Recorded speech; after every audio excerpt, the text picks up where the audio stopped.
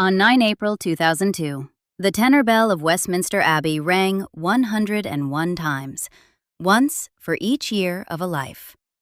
200,000 people had filed past her coffin during the 4 days it lay in Westminster Hall, twice the number officials had prepared for, so far beyond expectation that staff had to extend the planned opening times. The queue stretched more than a mile along the River Thames and over Lambeth Bridge. People waited for hours in the April cold. Nobody ordered them to. Outside Buckingham Palace and other royal residences, flowers accumulated in mounds. Around 30,000 messages of condolence were submitted through the palace's memorial website. The Irish national flag flew at half-mast on state buildings in Dublin.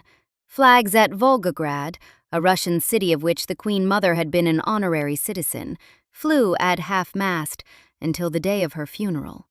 The scale of public feeling wasn't manufactured. It was immediate, instinctive, and enormous. That was the public grief. The private one was harder to read. Somewhere inside that same year, British newspapers began printing something that didn't quite match the weight of the mourning. The Times ran the headline, "Queen finally free after death of Queen Mother." The Evening Standard went with, "Queen finally kicks up her heels." The Daily Telegraph observed that the Queen was acting out happiest days of her reign. These weren't tabloid provocations. These were established, serious papers, writing about the same woman who had stood at her mother's bedside as she died, who 8 days after the funeral released an official statement using the word beloved. Queen Elizabeth II's own words, dated 8 April 2002. "Ever since my beloved mother died over a week ago, I have been deeply moved by the outpouring of affection which has accompanied her death." Beloved. That is the emotional baseline. The paradox sits between that word and those headlines. A woman in genuine grief, described by serious journalists as somehow lighter. For 50 years, Elizabeth II had been the most powerful person in Britain. The head of state of 15 Commonwealth realms, served by 15 prime ministers, holder of every formal prerogative the Constitution could grant. And for 50 of those years, there was still one person in the world who could make her feel like a daughter who needed to answer to someone. Understanding how both things, grief and the observation of lightness, can coexist requires understanding what the Queen Mother actually was within the family she outlived, and what it costs to be sovereign in every room in the country except the one that contains your mother. Before anything else, the timeline, because this audience will notice if it's wrong. The year 2002 dealt Elizabeth 2 bereavements, not 1, and they arrived in sequence, not simultaneously. The first death was Princess Margaret's. Margaret died at approximately 6:30 in the morning on 9 February 2002 at King Edward VII's Hospital in London. She was 71. Her 2 children, Lord Linley and Lady Sarah Chatto, were at her bedside. The official palace statement described it precisely. She had suffered another stroke on the Friday afternoon, developed cardiac complications during the night, and been taken from Kensington Palace to the hospital. By early morning, she was gone. The cause was a final stroke in a series that had been eroding her health since 1998, compounded by a history of heavy smoking, a partial lung removal in 1985, and a bout of pneumonia in 1993. Her health had been declining for years, and by early 2002, the end wasn't entirely unexpected, even if it arrived with the sudden finality that death always manages. The Queen Mother, at this point, was still alive. She was 101 years old and had spent most of January and February bedridden at Sandringham, with a persistent cold caught over Christmas. She had missed several engagements: the annual luncheon of the Women's Institutes on 23 January, the 100th birthday celebrations of Princess Alice, Duchess of Gloucester, in December 2001. But for Princess Margaret's funeral, she made the journey. On 13 February, she slipped in her sitting room at Sandringham, a fall that caused considerable concern among the family. She was helped up, and the following day she traveled to Windsor by helicopter. On 15 February, she attended her daughter's funeral at St. George's Chapel, arriving in a people carrier with blacked-out windows, specifically chosen so that no photographs could be taken of her in a wheelchair. She attended the service, then she returned to Royal Lodge, Windsor. She never really left it again. Her health deteriorated through the final weeks of March. She watched the Cheltenham races on television on 5th March and attended a lunch with the Eton Beagles that same day. Then she retreated for the last time. On 30 March 2002, at 3:15 in the afternoon, she died in her sleep at Royal Lodge. Queen Elizabeth II was at her side. From 9 February to 30 March, 49 days, 7 weeks. Both deaths fell on a Saturday. The gap is sometimes described as 3 weeks, which is wrong. It was 7 weeks, and the distinction matters because those 7 weeks weren't a hiatus. They were the period in which Elizabeth absorbed the death of her sister, arranged the funeral, and watched her mother move through the last stage of a life that had already lasted a century. The sequence ran Margaret first, then, 49 days later, the Queen Mother. 2002 was also the Golden Jubilee year, the 50th anniversary of Elizabeth's accession. She would mark it while in formal mourning, proceeding with the Jubilee program because the program was the obligation, and the obligation didn't pause for grief. To understand the weight of what ended that spring, you have to understand what it had been since the spring of 1952. On 6 February 1952, King George VI died in his sleep at Sandringham. He was 56. His daughter, Princess Elizabeth, was 25 and on a Commonwealth tour. She and Philip had spent the previous night at Treetops Hotel in Kenya, watching wildlife from an observation platform built above a waterhole. Lights trained on the salt lick below as animals moved in and out of the dark. They returned the next morning to their residence at Sagana Lodge when word arrived. Philip was the one who told her. She had been Princess Elizabeth when she went to bed. She was Queen Elizabeth II when she was told. She flew home. Her mother, Elizabeth Bowes-Lyon, became a widow at 51 and became something else simultaneously, something for which no established protocol existed. The new queen's name was Elizabeth. Her mother's name was also Elizabeth. Both women had held the style Queen Elizabeth. The palace had to invent a solution. Within weeks of the accession, the title Queen Elizabeth the Queen Mother was formalized, specifically to prevent confusion between the two. It wasn't a historic title with centuries of precedent. It was an administrative necessity created for a specific situation. A widowed queen consort whose daughter had just become queen regnant, bearing the same first name. That administrative awkwardness masks something more significant. When George VI died, the Queen Mother wasn't simply a private citizen stepping aside. She was the most publicly beloved member of the royal family, more beloved at that moment than the 25-year-old who had just inherited the crown. She had spent 15 years as queen consort. She had toured Canada and the United States with George VI in 1939, building the transatlantic relationship before the war, charming both Franklin Roosevelt and the Canadian public to a degree that the tour's own organizers hadn't anticipated. She had refused to leave London during the Blitz. She had dressed in Norman Hartnell pastels and visited the East End, walking through rubble in inappropriate shoes, smiling. When Buckingham Palace itself was hit, she said she was glad. It meant, she said, that she could look the East End in the face. Adolf Hitler reportedly called her the most dangerous woman in Europe, which may be apocryphal but is at minimum instructive. He meant it because she was compelling, because her presence during the worst period of the war had done something that no military operation could accomplish. She had made ordinary Britons feel accompanied by the monarchy, rather than merely governed by it. By 1952, she was 51 years old and had been a recognizable public figure for nearly 30 years.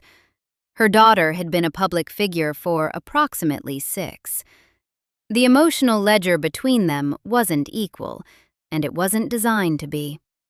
Formidable mothers of daughters who inherit great responsibility are rarely content to disappear quietly into the background, and the Queen Mother had no intention of disappearing at all. She moved into Clarence House, the London residence she and Philip had briefly occupied before Elizabeth's accession, and made it her own. She retained Royal Lodge in Windsor Great Park as her country home, living there for the remaining 50 years of her life and dying in it. In the autumn of 1952, she visited Caithness on a private trip, traveled along the Pentland Firth, and noticed the Castle of May, a near-derelict 16th-century tower house whose owners were prepared to abandon it entirely. She bought it, restoring it over several years at considerable personal expense. She would travel there in late summer each year for the rest of her life, spending several weeks on a remote Scottish headland where the sea wind came off the firth and her kitchen garden had to be fought against the salt and the cold. The castle's garden, which she maintained obsessively, became a matter of considerable personal pride. Castle of May wasn't a residence she inherited or was assigned. It was one she chose, funded, and refused to give up. Between Clarence House, Royal Lodge, Birk Hall near Balmoral, and Castle of May, the Queen Mother maintained 4 separate residences after her husband died. 4 houses, each with its own staff, its own seasonal calendar, its own particular character. The Queen subsidized this establishment. After the Queen Mother's death in 2002, it was widely reported, sourced in part to accounts cited by the Financial Times, that Elizabeth had paid off a reported overdraft her mother held at Coutts Bank. The precise figure is disputed. Some accounts cited £4 million, others significantly more, and no single authoritative figure has been confirmed. But the substance is documented. The sovereign was financially underwriting her mother's independent establishment across the full duration of the reign. Whatever the exact number, the structure of that arrangement is itself informative. It says something about the direction in which deference ran within this family. A daughter who has been subsidizing her mother for 50 years isn't experiencing her mother as a historical footnote. The Queen Mother was also institutionally present in ways that mere widowhood does not typically entail. Royal.uk records over 40 official overseas visits after 1952. She remained a central figure at Trooping the Colour and Remembrance Sunday year after year. The 1953 Regency Act named her a Councillor of State, a limited but real constitutional designation, allowing her to perform specific duties when the sovereign was incapacitated or abroad. She held patronages, attended ceremonies, opened buildings, accepted honorary degrees. She was still conducting her final public engagement, attending the recommissioning of HMS Ark Royal on 22nd of November 2001, 4 months before she died. She wasn't retired. She wasn't fading. She was a living institution within the institution, with her own court, her own household identity, her own financial gravity. Stephen Tennant, a figure who knew her well enough to observe without protective deference, described her with unusual precision. She looked everything that she wasn't. Gentle, gullible, tenderness mingled with dispassionate serenity. Cool, well-bred, remote. Behind this veil she schemed and vacillated, hard as nails. That is a portrait of someone who understood the precise distance between her public image and her private operation. Harold Nicolson, one of the sharpest political observers of the 20th century, called her the greatest queen since Cleopatra. The gap between Tennant's assessment and Nicholson's is the gap between the person and the performance, and she had maintained both with remarkable discipline across a century. The objection will come, and it deserves a direct answer. Elizabeth was close to her mother. She genuinely loved her. Sally Bedell Smith, whose 2023 biography of the George VI marriage draws on extensive family sources, describes the mother-daughter relationship as one that enjoyed an open and trusting relationship. William Shawcross, chosen by Queen Elizabeth II herself to write the authorized biography of the Queen Mother, meaning his access carried the family's explicit sanction, describes the Queen Mother as having instilled in her children an ethos in which duty always came first. That instruction wasn't a memorandum. It was the air that Elizabeth breathed as she grew up in a particular household, shaped by particular crises. On Sunday mornings, according to accounts of palace routines, the Queen would invariably call on the Queen Mother at Royal Lodge. Every Sunday. For decades, across the full length of the reign. That isn't the behavior of a woman straining against an unwanted obligation. That is the behavior of a devoted daughter, maintaining a rhythm of filial love sustained over 50 years. All of that is true, and it does not contradict the argument. Love and burden aren't opposites. A relationship can be genuinely warm, deeply cherished, and still carry weight. The relevant question isn't whether Elizabeth loved her mother. She clearly did, the record is unambiguous. But whether the presence of a living, active, formidable parent changes something in the way you inhabit your own authority. For that question, the biographical record does offer specific evidence, even if no single biographer has assembled it into exactly this argument. The surnames controversy of 1952 provides one clear example. Within weeks of the accession, a serious argument erupted over whether the royal house would become Mountbatten. Philip, as the husband of the Queen and father of the heir, wanted his name to pass to the dynasty, a reasonable instinct with obvious historical precedent. The Queen Mother, aligned with Prime Minister Winston Churchill and the broader royal establishment, supported retaining Windsor. Elizabeth agreed to retain Windsor. Philip's frustration wasn't subtle.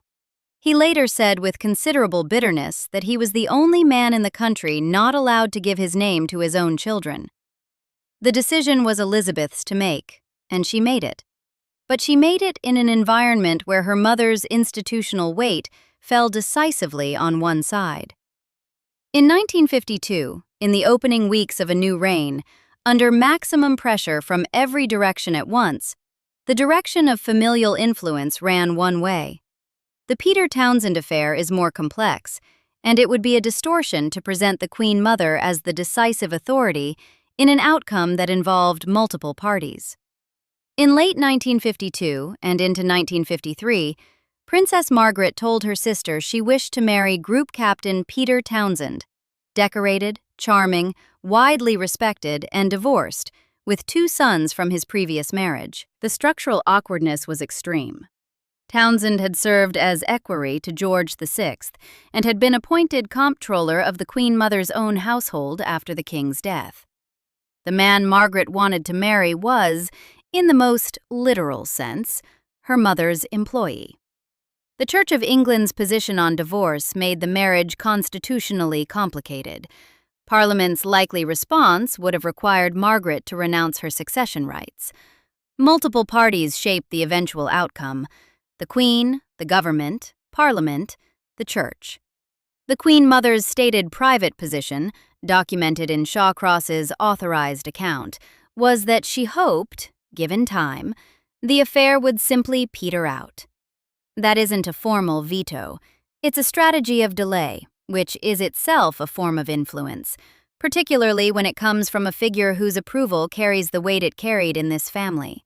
She waited, and she communicated her waiting through the channels that family hierarchies make available, through presence, through expectations, through the particular gravity that accumulates in a parent whose standards have shaped every major decision of your life. Margaret announced in October 1955 that she wouldn't marry Townsend. She married Anthony Armstrong Jones in 1960, divorced him in 1978, and didn't remarry. The connection between the Queen Mother's preferred strategy and the outcome of 1955 isn't direct causation. It's the influence of atmosphere, of the values she had embedded in the family, of the standard she represented and never stopped representing. The pattern that emerges from both episodes is the same: not tyranny, not manipulation, but the quiet and durable authority of being the person whose values originated the family culture. The Queen Mother's preferences didn't need to be enforced to be felt. They were the water in which everyone swam. The corrective is necessary here, because the argument will fail if it allows a misreading to take root. Elizabeth was the power. From the moment she returned from Kenya in February 1952, from the moment the words of accession placed the crown on her inheritance, she held every formal authority the British Constitution could confer. All formal acts of state were performed in her name. She held the royal prerogative, the appointment of prime ministers, the opening of parliament, the granting of royal assent to legislation, the formal machinery of sovereignty in its entirety. Royal.uk is explicit. The Prime Minister is officially appointed by the sovereign in person. This remains one of the few personal prerogatives of the sovereign. In 1963, when the complex internal politics of the Conservative Party produced the Earl of Home as Prime Minister, he went to the palace at Elizabeth's invitation and kissed hands on her authority alone. She served 15 prime ministers across 70 years and navigated every one of those relationships from a position of constitutional primacy, advising and being advised, encouraging or warning, as the Constitution permitted, but never as a subordinate. Philip's role has been consistently misread by observers who assume that a husband must be the real authority in any household. Philip was the Queen's consort. He was never king. He held no executive power of any kind. He was given the title Prince of the United Kingdom by letters patent in 1957, 5 years into the reign, at Elizabeth's own initiative. Lord Symonds confirmed at the time that even the title Prince Consort would have lacked any constitutional significance. Philip performed his supporting role with enormous energy and commitment for 69 years, completing more than 22,000 solo engagements before his retirement. But he didn't govern. The constitutional distinction is absolute. The Queen Mother's formal position after 1952 was similarly clear. She held no governing authority. The Regency Act named her a Counselor of State in limited specific circumstances of incapacity or absence. She couldn't create peers. She couldn't dissolve Parliament. She couldn't direct policy. In constitutional terms, she was a private subject of the crown her daughter wore. The irony at the center of this story is precise. The only people who could make Elizabeth feel something other than completely sovereign weren't constitutional rivals. They were family. The Constitution offered no mechanism for managing the weight of a formidable parent. No statute defined what happens when the holder of the royal prerogative is also a devoted daughter who has spent 50 years driving to Royal Lodge on Sunday mornings. That gap between what the law could address and what the family relationship created is where the interesting argument lives. The Queen Mother had built her authority during the most consequential possible period, the abdication crisis of 1936, which destabilized the entire institution, the wartime years, which rebuilt it through her public refusal to leave London, the immediate post-war reconstruction of the monarchy's image, which she managed alongside a husband whose health was in serious decline as early as 1948. By the time George VI died in 1952, She had been the central figure in a decades-long project of institutional repair and public reconstruction. She wasn't handing that over at 51. She was stepping to the side, but staying in the building. For 50 more years. The values she had shaped in Elizabeth weren't incidental. Shawcross, in the authorized biography, describes the Queen Mother as having instilled in her children the principle that duty always came first. A principle that sounds obvious until you remember that it was forged against a specific counterexample. The abdication had happened because Edward VIII chose personal happiness over constitutional duty. The lesson embedded in the family culture by the woman who had watched that happen from the inside, who had been forced by it into a life she had not chosen, was that the choice had to go the other way. Duty over self. Always. Elizabeth absorbed that instruction so thoroughly that by the time she became queen, it wasn't an external rule she followed. It was who she was. When you are the author of someone's foundational value system, you are something more than a parent in the ordinary sense. You are the voice running underneath every major decision, the standard against which every choice is implicitly measured. Elizabeth's duty-first ethos, universally identified by biographers as the defining characteristic of her reign, was genuinely hers. It wasn't imposed on her from outside in any coercive way. But it originated in a family culture that her mother had created, sustained through crises, and embodied for 50 years after George VI died. That is a specific kind of authority. Not control, not tyranny. Something quieter and more durable, the authority of origination. When the originator is present, still walking the grounds at Royal Lodge, still expressing opinions, still maintaining a household and a calendar and a set of expectations, the authority is still alive. When the originator is gone, something changes in the structure of the heir, even if the crown itself is unaltered. On the morning of 30th March 2002, Queen Elizabeth II was at Royal Lodge, Windsor, at her mother's bedside. The Queen Mother had been declining since Princess Margaret's funeral in February. She had continued to receive visitors and to take some pleasure in the small rituals of her days through early March. Lunch with the Eton Beagles, television racing, the ordinary business of a life still trying to maintain its rhythms. Then she had retreated for the last time. At 3:15 in the afternoon, in the Windsor house she had lived in for 50 years, she died peacefully in her sleep. The formal machinery of Operation Tay Bridge, the long-prepared plan for managing the Queen Mother's death, activated immediately.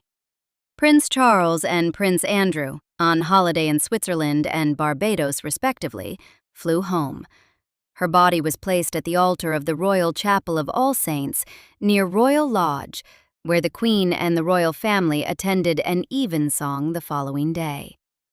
On 5th April, the coffin was brought to London, carried with an escort of 1,600 troops, and placed in Westminster Hall for 4 days of lying in state. The queue that formed wasn't what anyone had anticipated. 200,000 people. The line stretched over Lambeth Bridge, along the Thames embankment, for more than a mile. Officials extended the planned opening times as the numbers kept arriving. People came from across Britain and beyond, some having traveled overnight, all of them joining a procession that moved at the pace of collective grief. At one point during the vigil, the Queen Mother's 4 grandsons, the Prince of Wales, the Duke of York, the Earl of Wessex, and Viscount Linley, mounted the guard simultaneously around her coffin, an honor echoing the vigil of the princes performed at George V's lying in state in 1936. The parallel wasn't accidental. It bound her death into the longer ceremonial history she had helped create. The funeral at Westminster Abbey on 9th April 2002 began at 9:48 in the morning, when the tenor bell rang those 101 times. The procession to the Abbey included 1,700 military personnel, a massed pipe band of 192 musicians, drawn from 13 British and Commonwealth regiments, and her coffin draped in her personal standard, with her crown resting on a cushion at its center. The Queen left Buckingham Palace at 11:12 a.m. and arrived at the Abbey's Great West door 4 minutes later. The funeral service lasted approximately 50 minutes.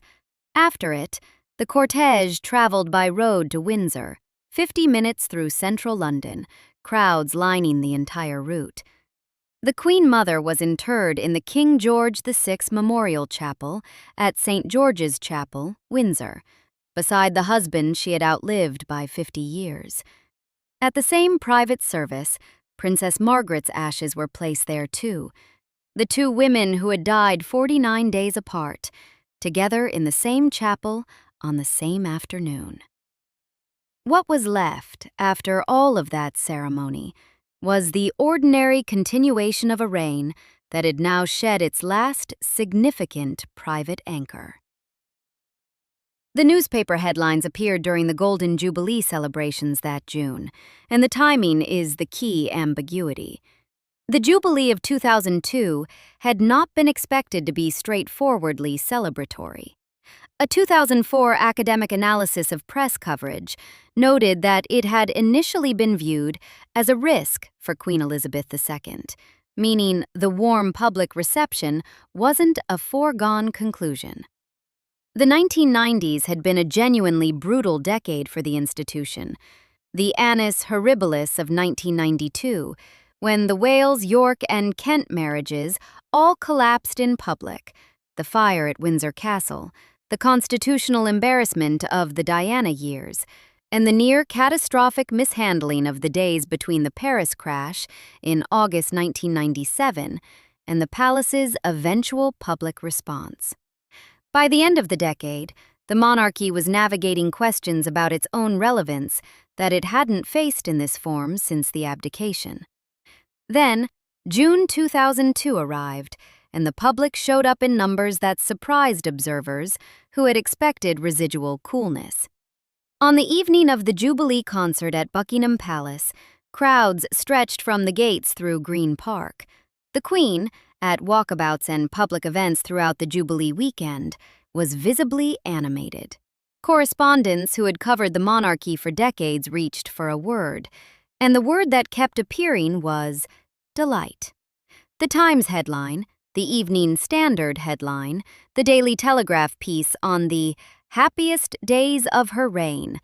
These appeared in this context. They weren't standalone observations about the Queen Mother's death. They were written within the charged atmosphere of a jubilee that had exceeded expectations, filtered through the recent double bereavement, and emerging as the interpretation of experienced royal journalists trying to account for a quality in the Queen's public engagement that struck them as new, or at least newly visible. The honest accounting requires separating what the evidence will support from what it won't. 3 named national newspapers in the same calendar year independently reached for the same image: liberation, ease, a burden lifted. That is a journalistic cluster with enough consistency to deserve serious attention. Robert Hardman, who has written more about the latter years of Elizabeth's reign than almost any other biographer, has said explicitly that the older she got, the stronger she became. That characterizes a continuous arc, not a single turning point.